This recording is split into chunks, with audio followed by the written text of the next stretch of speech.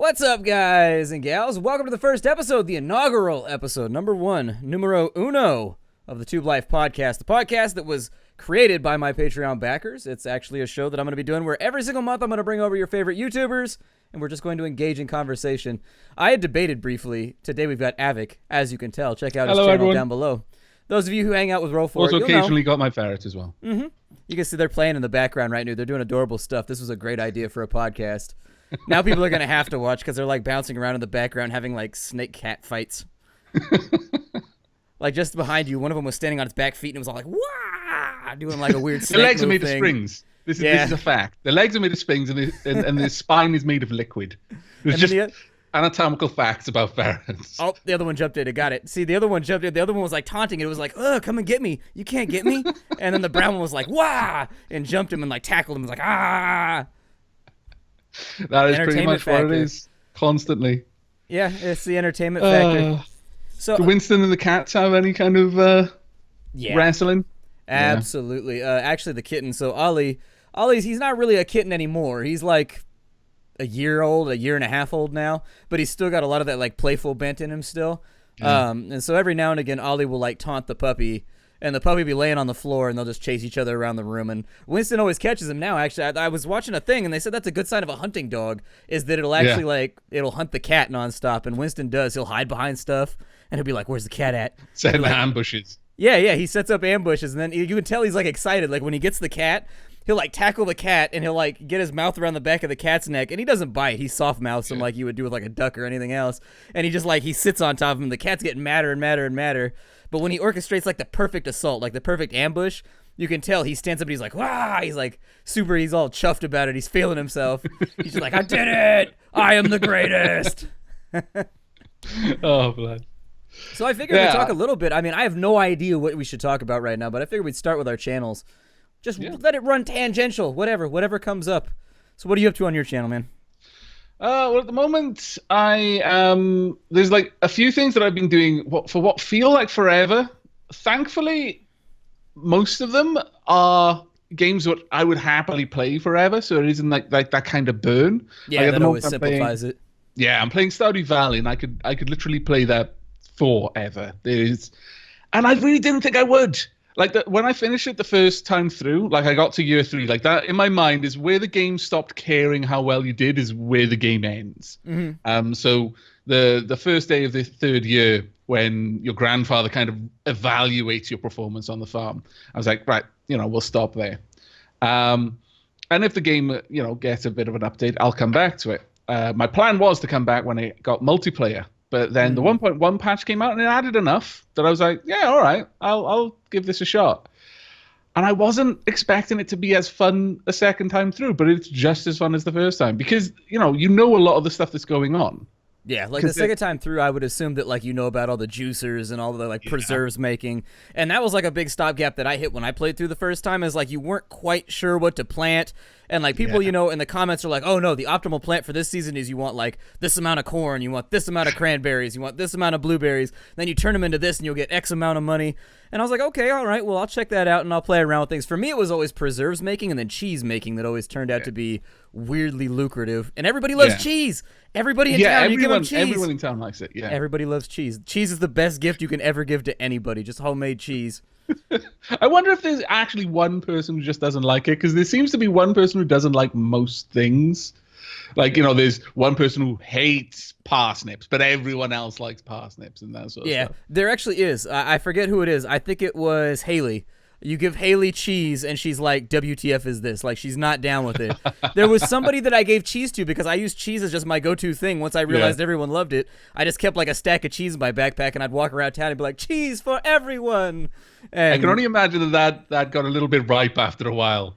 Yeah, especially in the summer, walking around, working all day. Your backpack's probably wet from your sweat. Well, and then it's a hard cheese. Well, it's a hard cheese. It's not a soft one. So, it preserves a little bit better.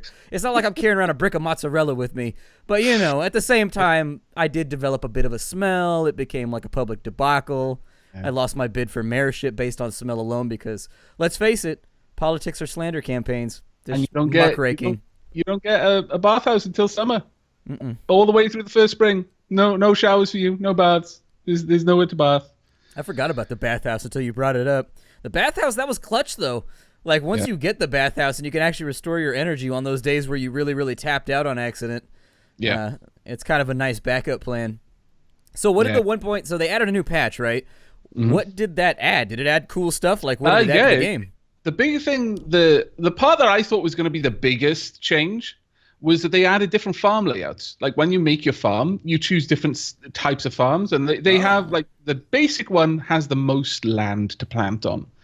But then the others have, like, a speciality. For example, there's a mining farm where you've got, like, a little mini quarry there that repopulates with stone every day, and sometimes it was.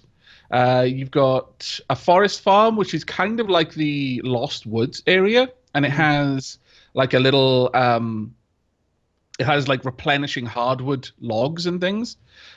You also get certain like there's a specific thing that you can only get on that farm, like it's a weed that only grows there, and it has some properties. It gives something out of it. There's a wilderness farm where monsters will spawn at nighttime, and there's a fishing farm, which is just lakes dot everything. That one actually looks really cool, but has the least amount of land to actually do anything that isn't fishing on. Yeah, I was wondering actually and I didn't have time to read, like, I know I got the press releases and I know people emailed me about it, but I just haven't had time to read any of it. Like, stuff has been going on right now. You know, we're getting into the holiday season, and so you're starting to buckle down and spend a bunch of time with family, and you're trying to get things, like, orchestrated. And so I haven't really had time to look at it. I was strongly, like, my channel at the moment, not doing a whole lot. We're finishing up Masquerada, which, like, I'm actually glad. I love that game, by the way. Yeah, it was a fantastic game, and I'm not really sure, like, some people... There were some things that people had said about it where they were like, well, this is just a JRPG with it's a linear JRPG with really, really good voice acting made by an American company, essentially. And I was like, well, I think that's a tiny bit reductionist, because this is a game that, like, the narrative is the focus, you know? Like, if you're coming into this looking for complex gameplay like Baldur's Gate or whatever, where the characters have, like, ridiculous amounts of strategy... you're probably not going to find it from this title, but the truth of the matter is the narrative and the world building are so unique as you slowly get introduced. Oh my god, the sun is blinding The sun! me. Oh my god, you're going to melt! There we go. And that's why we have Vegas. For edits! So anyways, the thing, it's a game about, like, world building, and the narrative is the focus in that title. Like, that's the point. And so I felt like the storyline was really, really solid, and they didn't really pull any punches either, which was the nice part. Like, what I found as I got further into the game is that you just kind of had to get used to the fact that characters were going to die, and they were going to, like, sacrifice themselves, and they were going to do heroic shit. And without spoiling anything, if someone hasn't seen it, but is going to see it, that flute guy, when that happened, it was like, wow, dude, really? And all of the stammering and stuff, it's like, whoa, that was amazing. I really liked it. It was like, wow, that is like a proper sacrifice. Because I'm going to try not to talk too much about it because it is a spoiler. But it was like, that was seriously, I was impressed. It was like, that had gravitas, you know? Yeah, the entire game does. Like, as I was working my way through, it's just like, characters drop off like one by one by one. And you're just like, every single time you go out on any kind of, like, away mission, chances are, like, somebody becomes seriously wounded, seriously crippled, they die, like, and it's just, it makes the game feel heavy. It makes it feel like the adventure is actually something worth having, you know? Whereas other games, you get, like, your happy ending or whatever. I've always been a fan of Russian endings, because those tend, to me, to be, like, the most realistic, like, yes, the hero dies, you know? But it was necessary. He had to, otherwise everybody else was gonna die. Final station. Yeah, exactly. I mean, that was, like, Russian endings to a whole new level. Sorry about the spoiler with that one, but... if you even know who the designers of that game based their work on, if you know, like, the authors that they were looking to for inspiration, you already knew how that was going to end.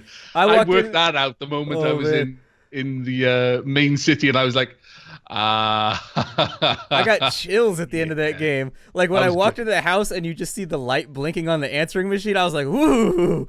Chills. All right, then. I really love that. I played it in one sitting. The entire Let's Play was done in one night. Oh, really? One episode on your channel. I was like, this game looks awesome. I need to play this. And I got it, and I just sat down. I couldn't stop playing it. You know, in some ways, I wish that they had developed the train mechanic a little bit more.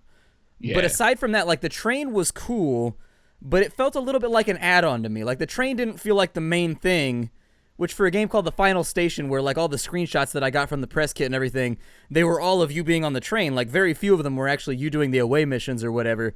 But I found that actually I really, there was a few things I didn't like. I didn't like how the conversations would still happen. Oh, I know that. Even that though you were annoyed- running stuff around, like the bubbles would disappear when you got too far away. And I was like, no, like keep I those was on missing out screen. the story. Yeah. Yeah. And so you got to choose between feeding people and like being a medic, or like getting the full story of what's going on between all these little characters who are trapped on your train. And that was the only bummer that I had. The rest of the game I loved, though. It was fantastic. The atmosphere was just amazing. The way it built up, the pacing, the way it didn't answer all the questions, it just left so many open things. Now, I understand that a lot of people didn't like that for that reason. And wow, the amount of people who didn't like the ending. Like, they were like, this is rubbish. I am so disappointed. I'm like, really? I thought this was amazing. This literally made the game for me. It's dark. Like I think there's different personalities too. I mean, I think you and I are kind of in a unique position where we play a lot of games, and we're really used to always getting the happy sunshine ending, because that's the one that developers want to write to make people feel good at the end of the game and maybe buy a sequel or whatever. And so I think you and I are perhaps a tad jaded when it comes to that kind of stuff, and so we like to see kind of the weird dark endings that go in a different direction than we expected, where it's just like, ooh, that's heavy. Owlboy did the exact same thing. Owlboy had a pretty dark ending where I was like, wow, that was a bit of a bummer. Like, have you ever seen The Mist? Stephen King's The Mist, the movie? Which one is The Mist? I think I've probably seen it. Was it one of his made-for-TV ones, or was it actually in theaters? It was, I think it was made for TV, I think. It was based on the book, and basically this guy is trapped in a supermarket when this weird mist goes through the town. Yeah, and there's monsters coming out of the mist. And the ending on that was grim. I don't remember the ending. It was different from the book. I vaguely remember the theme, though. I remember, like, snapshots of the film, so I know I've seen it, or at least seen, like, ads or something. The ending is very different. It's more of a, and they drive off into an unknown future. You know, you don't know what caused the mist. You don't know if they ever fixed it, whatever. But in the film, it's full-on gut-wrenching depression. They cut no corners, pulled no punches. And Stephen King actually said, yeah, I think they were very brave. I really respected them for doing that with the ending. I was like, wow. If you thought they were brave for doing it, that is pretty potent. I do. I really think that when you go for the difficult endings, like the endings that really make the audience uncomfortable, those are the ones that I personally prefer, because then you've got to actually evaluate, you know, was the adventure all worth it? Like, especially if it ends, like, super pointless. Like, Final Station, the ending just felt so pointless, where it was just, like, all of that.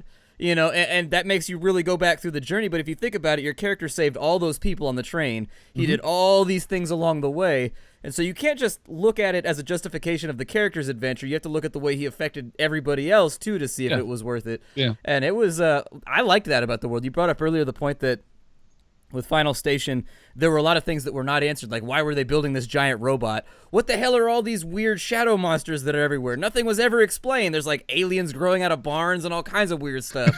Like, I liked that about it. I tend to be the kind of person that when it comes to world building, I like there to be a lot of mystique and kind of ambiance. And really, as a mortal creature, you don't understand what's going on here. And maybe you're not really meant to, because it's from, like, a different plane or some kind of weirdness.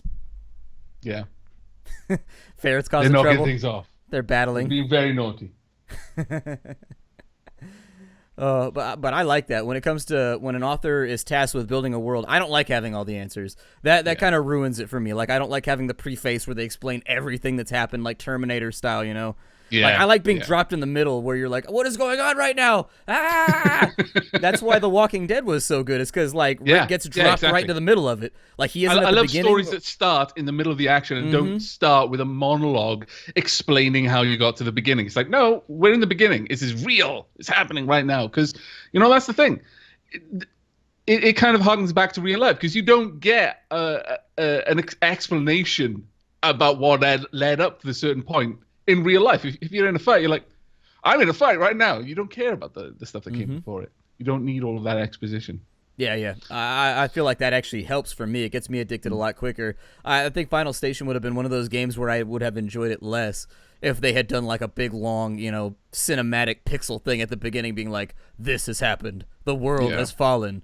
train systems connect various stations and last vestiges of humanity. I wouldn't have liked that. I would have been like, you told me too much information. Let me discover it as I go through, like a person involved. Well, that was in the thing that I liked about it, in that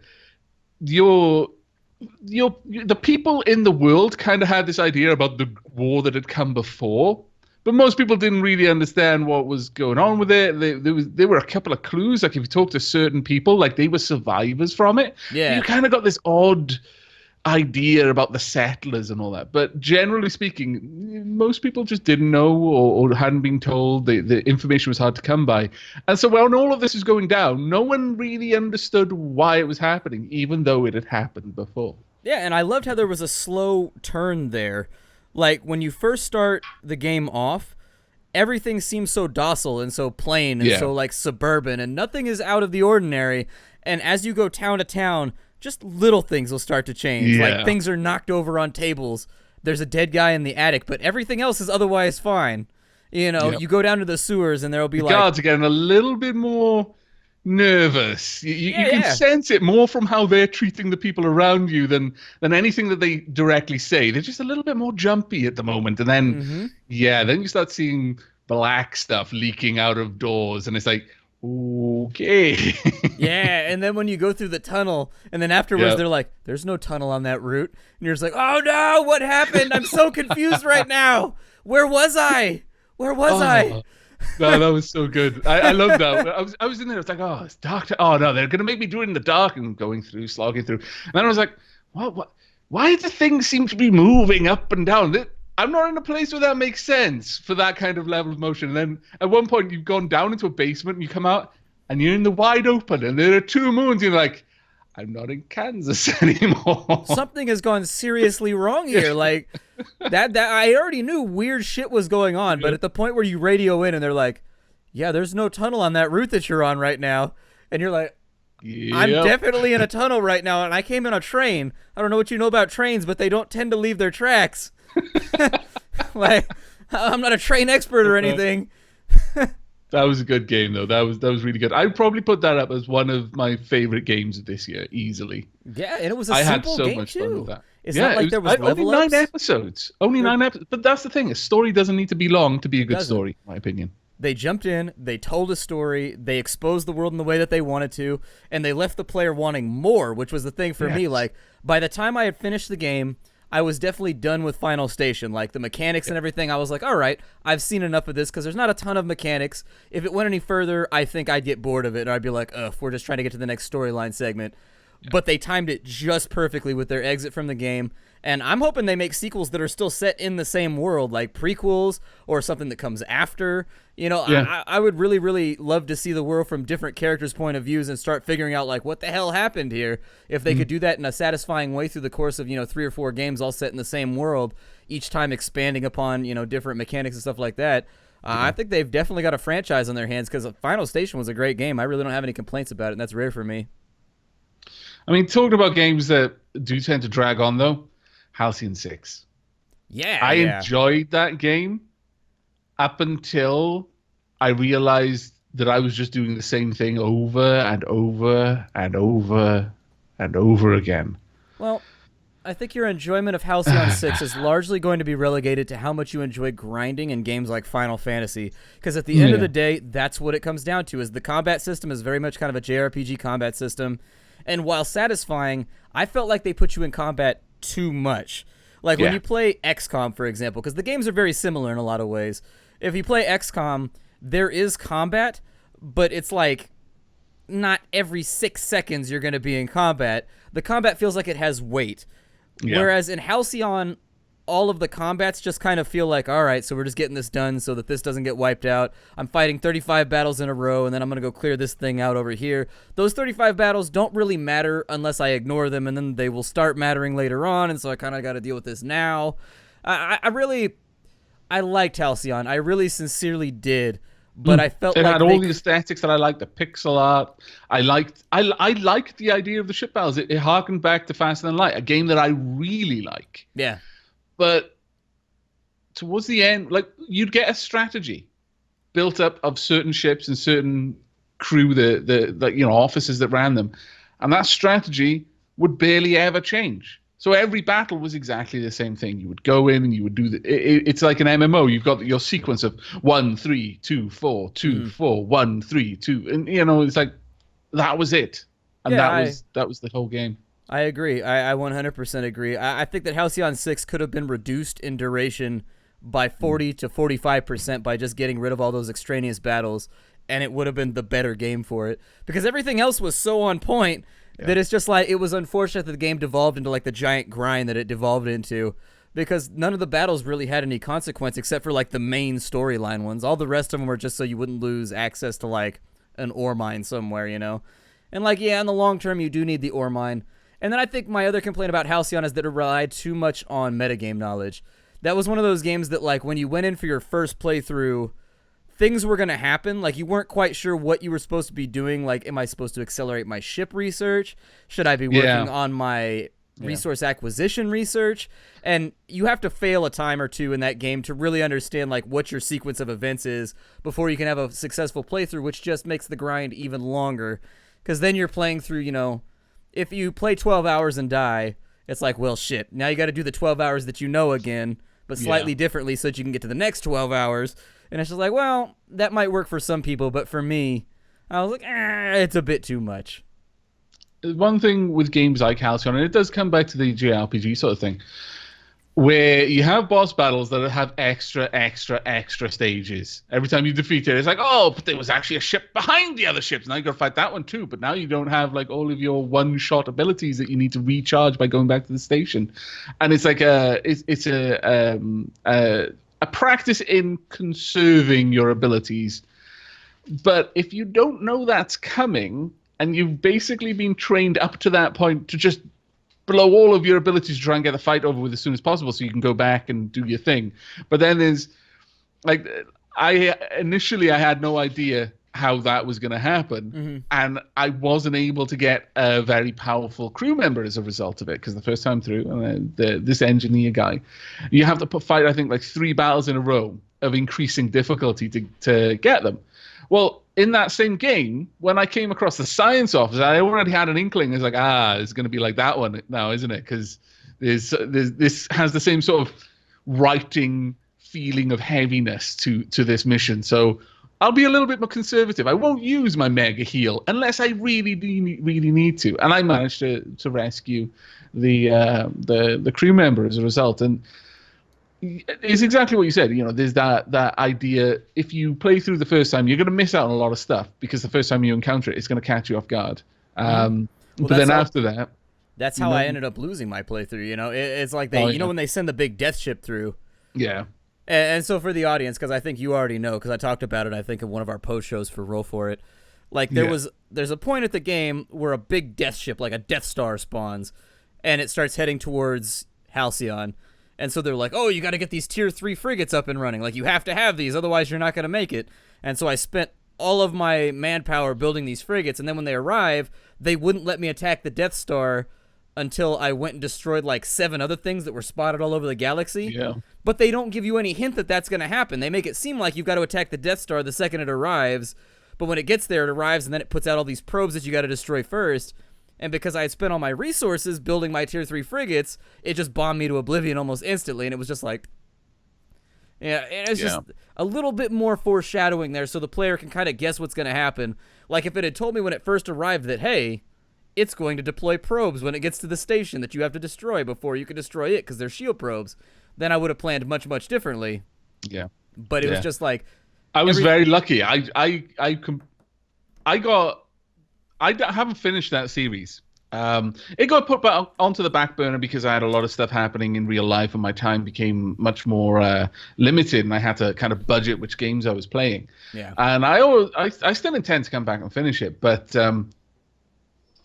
if it had been a more interesting game by the time that I had to go on hiatus, it probably already would have been finished by now because I've been prioritizing other games to come back into the game rotation before it. Yeah.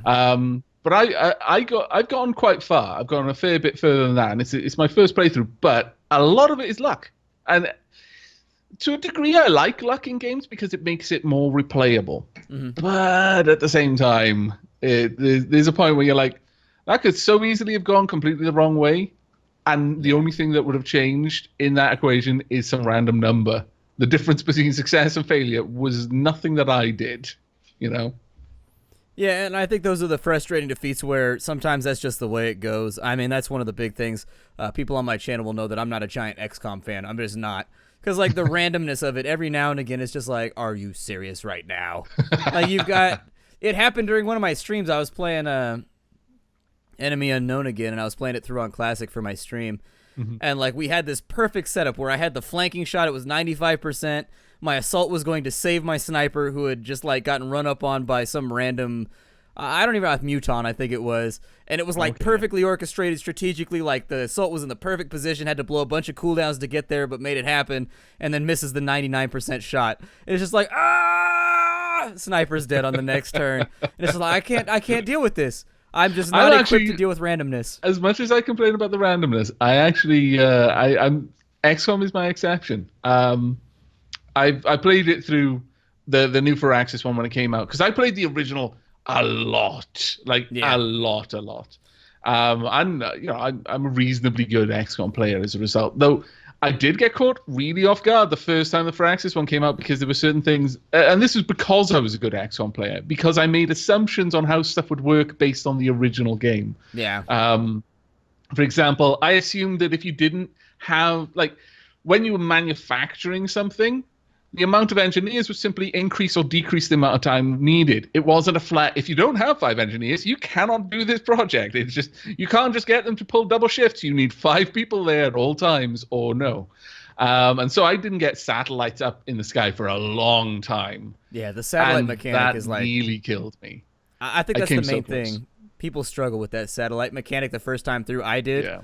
And then you start to look online at, like, you know, random little, like, how to plays and everything, and people are like, oh, no. The satellites, forget the combat, forget everything else. The satellites are the most important thing. Yeah.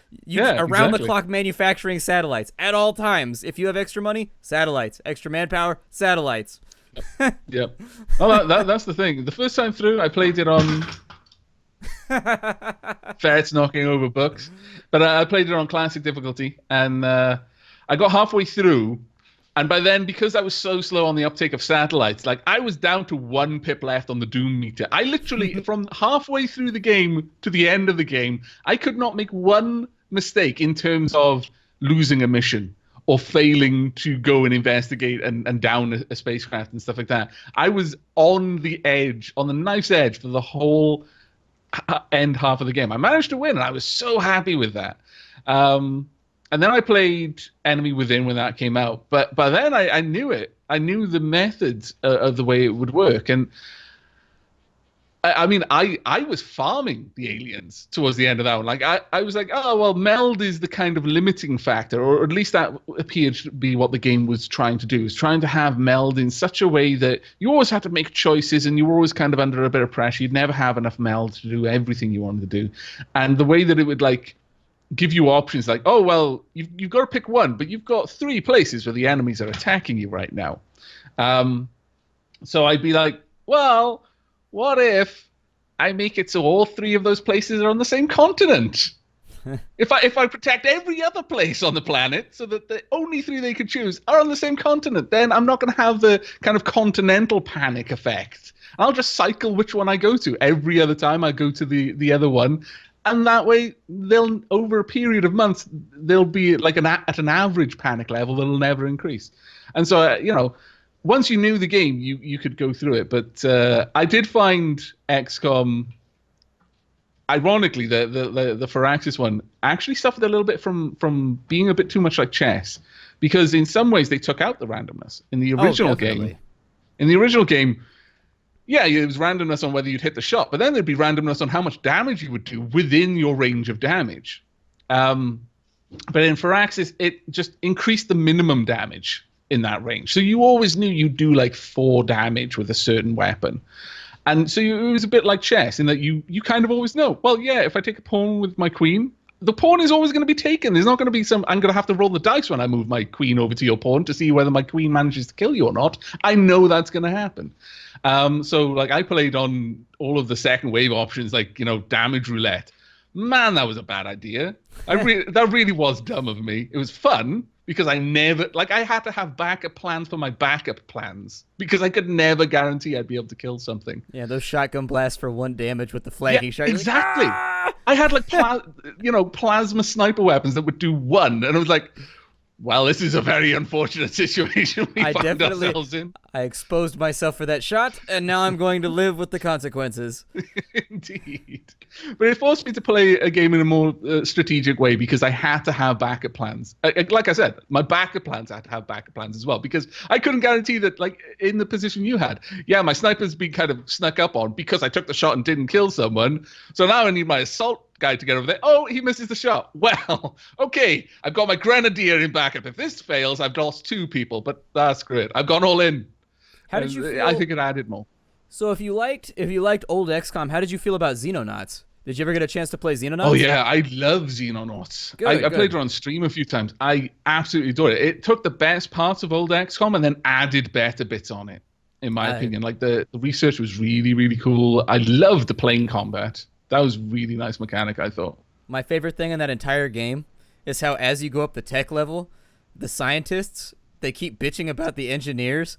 But, like, as you upgrade the tech level, the engineer has, like, more and more, like, he's got, like, techno headphones. And, like, he's adding, like, he's got, like, techno pens and, like, all kinds of random stuff. And the scientists are always bitching about, like, alien supplies going missing and being stolen by the engineers. It was just, like, the little inside jokes like that cracked me up the entire game. It was so good. I really liked Xenonauts. I think they're doing a sequel, aren't they? They're doing a Xenonauts 2 or something. They are. The only thing I did not like about Xenonauts is the aliens. I didn't. Yeah, the aliens were very generic, like the Saurians and everything. It was I know why they did it too, is because they didn't want to get sued by Firaxis, for using the old Xenonaut archetypes or anything like that. Yeah. But still, I didn't like a lot of the alien types. I liked the floaty disc things, and I liked the beginning aliens, but I wasn't a big fan of the lizard men, and I wasn't a giant fan of the weird robot suits you started to get into near the end too, where you're fighting like the big, like monolithic robot suits with the mini guns and everything. That's when the game got real, though. That game, it got very nasty at certain points. Like once your I liked how lethal it was. Oh, I went into every mission expecting to lose someone. If I didn't lose anyone, I was like, that was about as good as that mission could possibly have gone. No one died. My God, I'm amazing at this game. But if I went in there and lost like 2 people, I was like, yep, that's about what I was expecting. I'm okay with this outcome. We're out-teched. I mean, we're fighting space age aliens with Vietnam War era technology. So 2 people, I'll take it. I'll take it. Yeah. I liked how everything in that game was useful though, because like for example in the new XComs, with enemy within and enemy unknown, there were definitely classes that you wanted to double up on.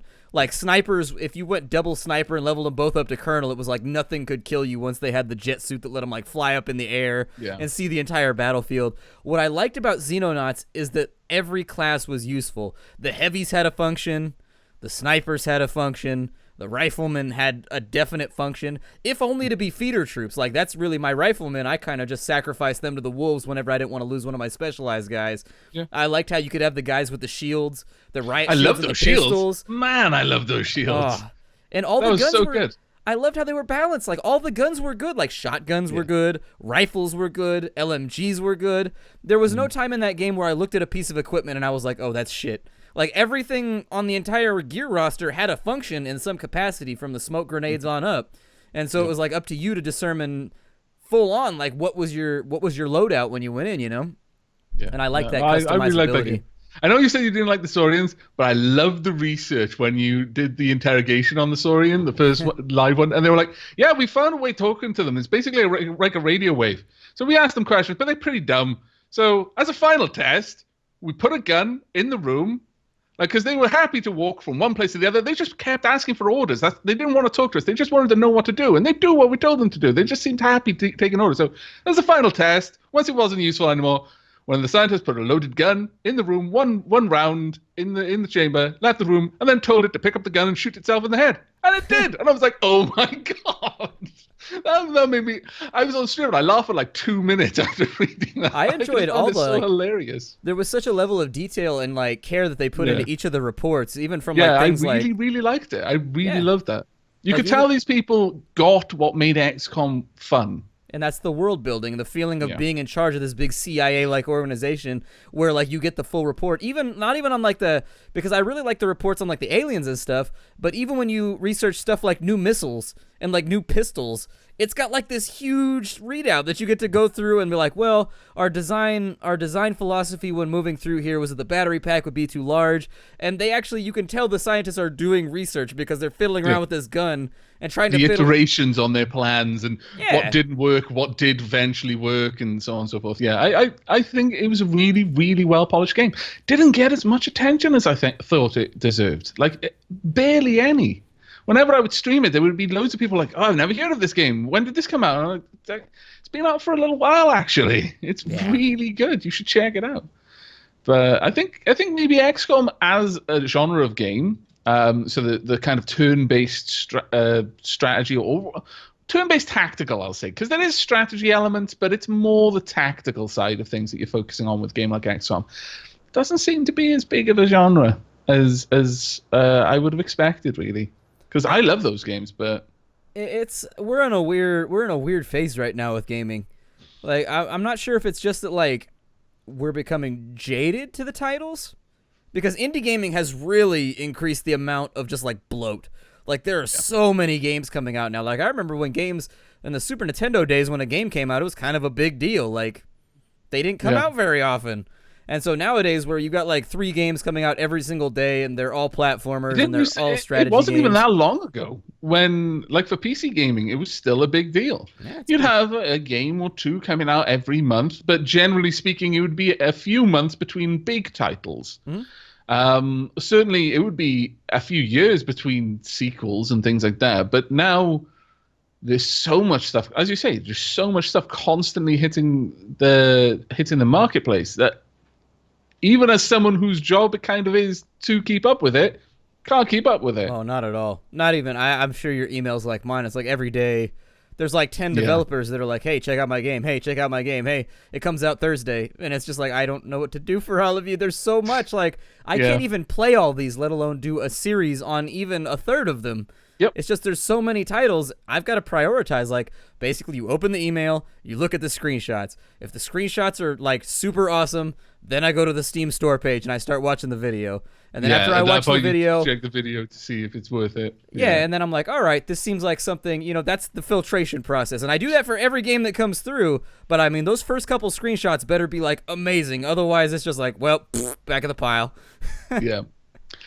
I will say that and I know that some people are like completely opposite. They're like, no, I just want them to give me the screenshots and I just go on.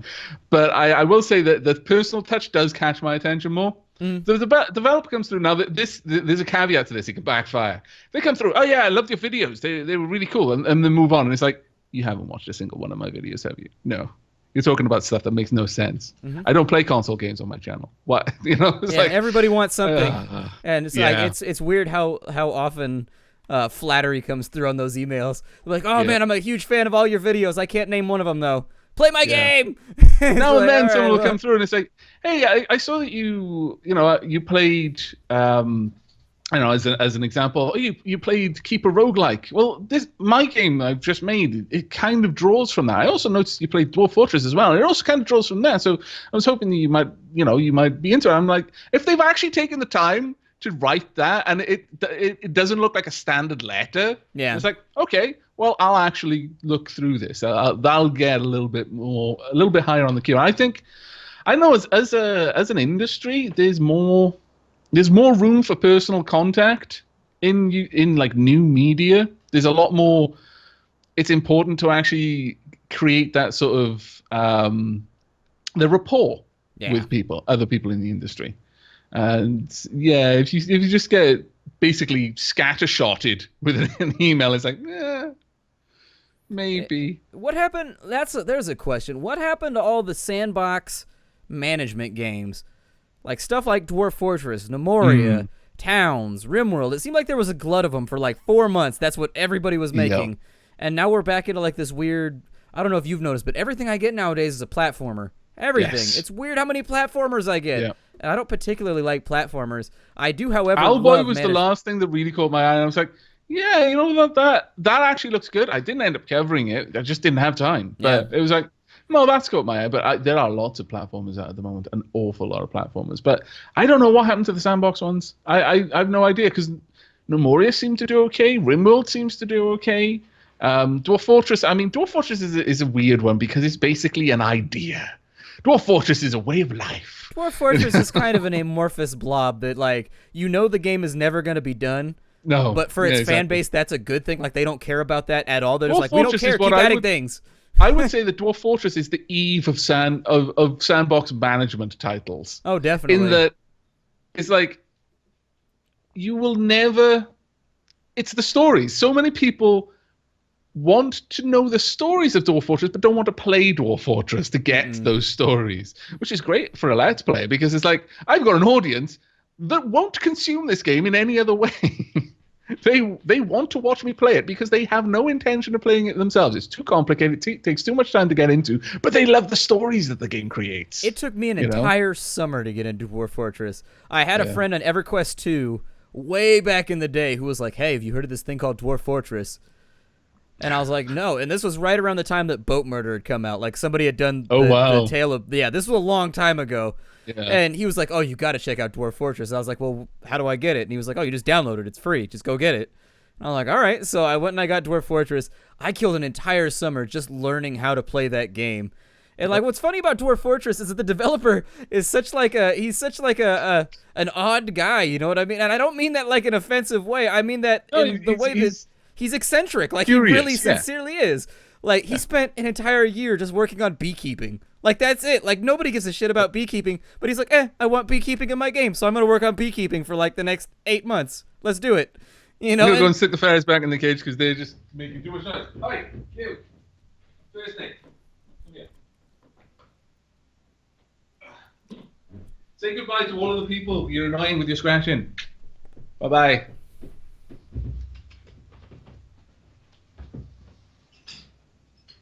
There we go. Sorry about that. Oh, don't worry about it. Pets. But yeah, so he spends inordinate amounts of time on just the tiniest minutia, and like it's so funny. There's this whole. I feel the Dwarf Fortress fans fall into two camps: the ones who love that, and then the ones who are like, "Please don't add fire ants. Make the UI better." I'm in the, I've given up. I'm in the former party. Like, I don't play the game anymore, but I do follow, like, some of the releases every now and again. I'm just like, oh, that's interesting. Like, I just let the man work. Let him work. I just let him do his thing. I don't care that the UI sucks and it's awful. Let him do this. It doesn't matter. It's fine. Just let him fiddle with shit, because honestly, he surprises me all the time. That's like I said, like with the beekeeping thing. It's like I didn't care about beekeeping at all as a Dwarf Fortress player. Like, I was like, this doesn't apply to me. I'm never going to use this. But at the same time, I respect the fact that he was just like, yeah, I don't care that there's a significant portion that don't care about this. I want it in my game. Therefore, I'm going to fiddle with it, be obsessed with it for the next 6 months. Bye. And then he just sends into his little programming dungeon. I like the idea. Because the way he talks as well, it's basically like he just lives in a code world. He wakes up, he has breakfast, talks with his brother, codes. No, he's talks pseudo. With his brother, goes back to sleep. He is pseudo. Yes. Like, I've read like multiple interviews about this guy where it's just like, it seems like he wakes up every day and he's just like, I'm going to code for the next 12 hours and just vanishes into because, if you really think about it, he likes what he likes, and I really like that about him. He is basically an eccentric artist. Mm-hmm. Like, I would genuinely class him as a coder who is full on artist mode. Well, it's like I view programming the same way I view chemistry. Where, like, if you really take it back to its root, like, if you learn the tenets of the science, for all intents and purposes, you are now, like, a wizard in your own arena. Like, there's nothing a programmer can't create if he has the tools to create it. Like, he can make whatever he wants inside this virtual game world. Chemists are the same way. You just start mixing shit together, and it's all alchemy and magic if you really stop thinking about it. Like, if you take the equations out and you just kind of, like, I mix these two things together, I get smoky crystals, like, ooh, magic. Like, and that's what I like about both of those disciplines. Yeah, I mean, the thing with Dwarf Fortress is as you pretty much hit on, it's never going to be finished. It's a game that never wants to be finished. It's all of the things that any big studio would never do because it doesn't have a favorable risk versus reward formula. Yeah. And that's what's nice about Dwarf Fortress, is it can afford to make this ridiculously overcomplicated simulation of a real world where everyone who's ever lived has been modeled in some sort of way. Every monster that shows up at your place probably has a kill log that is dated back hundreds of years. This one creature that my 3 elite wrestlers just went and just snapped as if it was no more strenuous than eating breakfast cereal actually shaped the history of this world. Yeah, and it's a fascinating game. That's why it's so interesting, is because there's so much depth to just get lost in. You brought up wrestlers. My first time I played Dwarf Fortress, I couldn't figure out how to get my soldiers to equip weapons, and so my entire society was just guarded by brawlers. Like, everybody just ran around just biting and punching everything to death and wrestling it to death. I like to imagine that they had like Mexican wrestling masks as well. Yeah, luchadors. Oh man, that's funny. Dwarf though. Fortress is amazing though. I do enjoy Dwarf Fortress. I keep getting people who ask me to play it. There is an issue with that. It's one of those games where I need to get on Patreon at some point, because that would be a great game to be funded by Patreon, in the sense that when you're just doing YouTube and that is your source of income, as much as you don't want to be beholden to the sort of what is popular right now, there's a certain degree of that you have to be aware of. Yeah. Certain games get more views, and certain games just get very little views, even though you're really into the game and you really want to play it. Yeah, yeah. And you just have to make those sort of decisions. Well, if I spend my time recording this, I'm not spending my time recording these other games that would generate, enough money to pay my rent, enough money to get my groceries. And sometimes I look at Patreon and I think that's the best use of that, in that it frees you up to play those games that otherwise you wouldn't be able to, with a good conscience and good business sense, commit the time to. That's why I set mine up. I've been plugging it a lot more with my audience, and that was one of the fundamental pitches that I gave. Is I was like, listen, I know there's a lot of discontent about the fact that I play a series and then the viewer counts die or whatever, and then I got to move on to something else because it's just financial sense. Like, if I spend a bunch of time getting 500 views on a video, I can't pay my rent, and I got like a family to look out for and everything. But if Patreon gets to the point where it's paying my rent, that's no longer a concern. I can play Final Fantasy VII, 500 episodes of it. Who cares? My rent's already paid. I already have my groceries. The audience has spoken, And that's why I've been finishing my series lately, is because my Patreon, it blew up and people resoundingly were like, yeah, we want to support you in this. And so, like, that's why I was able to finish Masquerada. That's why I was able to that's why I'm on almost episode 40 right now of Submariner. It's not just that I love the game. Like, the audience has fallen off for it, but at the same time, my audience is taking care of me on Patreon now, so I can afford to run that out to 50, 60, 70 episodes until we reach a conclusion, just to see what happens. And I love the freedom that's kind of given me there. It's been a really, really positive thing for me. Yeah, no, I need to get on Patreon at some point, simply to have that kind of freedom again, because there are so many things I want to return to. Dwarf Fortress being one of them, Cataclysm, Dark Days Ahead. It always feels bad, because you get a very strong vocal minority, and it is the minority, and that's the sad thing, that really like a game and really impress upon you. Yeah, I would absolutely love to watch it, and you have to be like, I know you would, and it's not that I'm doubting that, but there aren't enough people like you to make the series financially viable. Splatty got to fill that 401k. Splatty's got to retire one day. I can't work forever.